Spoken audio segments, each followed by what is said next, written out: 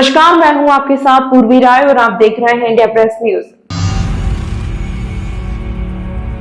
उज्जैन के नीलगंगा थाना क्षेत्र ओम साई ओम मल्टी में रहने पड़ोसी ने भरोसे को तोड़ने वाली चोरी की एक चौंकाने वाली घटना सामने आई है। यहाँ पड़ोस में रहने वाले एक परिचित युवक ने घर वालों की गैर मौजूदगी का फायदा उठाते हुए लॉकर की चाबी चोरी की और 4 अलग अलग बार में वारदात को अंजाम देकर करीब 35 लाख रुपए के आभूषण उड़ा लिए।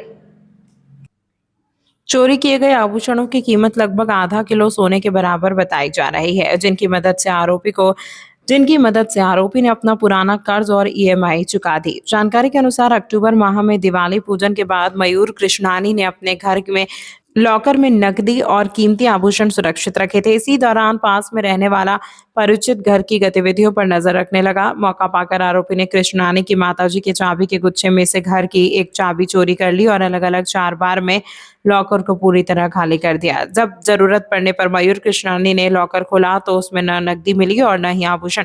इसके बाद उन्होंने नीलगंगा थाने में इसकी शिकायत दर्ज कराई।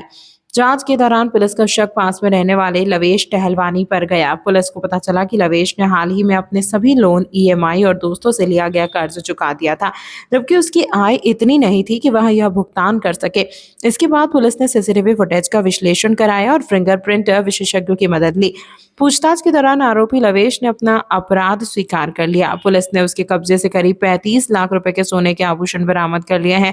वहीं आरोपी द्वारा 8 से 10 लाख रुपए नकद अलग अलग जगहों पर छिपाए जाने की जानकारी भी सामने आई है।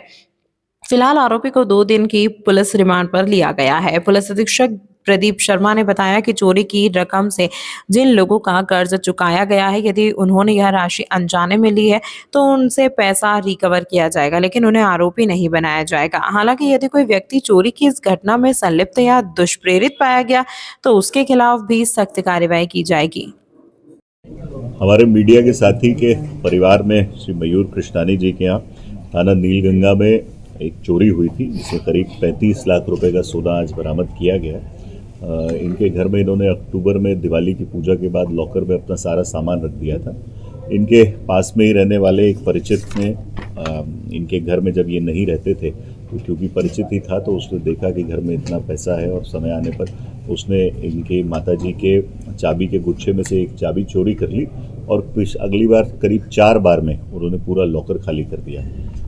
आवश्यकता पड़ने पर जब कृष्णानी जी ने अपने लॉकर को देखा तो उसमें कुछ भी रकम और गहने नहीं पाए। उसके बाद अपने मीडिया के साथी के साथ और रिश्तेदार के साथ थाने में सूचना दी, जिसके बाद थाना प्रभारी सीएसपी साहब और एडिशनल एसपी साहब ने एक टीम का गठन किया और उन्होंने पास बगल में रहने वाले लवेश टहलवानी की जब गतिविधियों पर नज़र रखी तो पता चला कि उसने पिछले कुछ दिनों में अपना सारा लोन, ईएमआई और जो कर्ज दोस्तों से ले रखा था वो सभी पटा दिया है, जो कि उनकी जो आमदनी है उसके कंपैरिजन में ठीक नहीं था।